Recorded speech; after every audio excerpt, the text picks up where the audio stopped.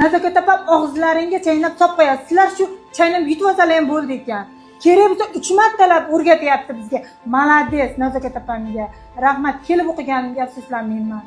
Men Farg'onadan kelganman. Mana shu Nazokat o'quv markaziga keldim. Bu yoqqa kelganimga men umuman afsuslanmayman, chunki ustozimiz birinchi kundan zo'r natijalarni bizga ko'rsatdi.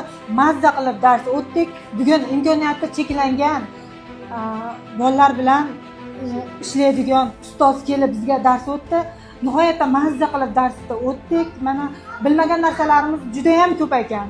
Shularni hammasini bilib oldik. Masalan, uyga borib shularni qo'llashimiz mumkin bemalol.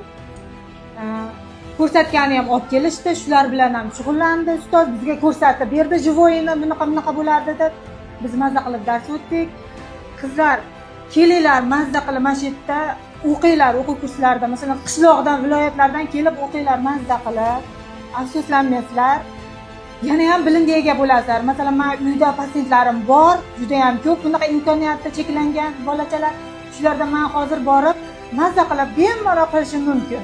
Savollarimni berdim, hamma savollarga to'liq javob oldim. Nihoyatda zo'r tushuntirar ekan. Menga yoqdi masalan o'qituvchilarni tushuntirishlari. Yana ham mustahkamlash uchun yana ham kelgan bo'lardim men shu o'quv markaziga. Afsuslanmayman. Kelinglar qizlar, o'qinglar mazza qilib.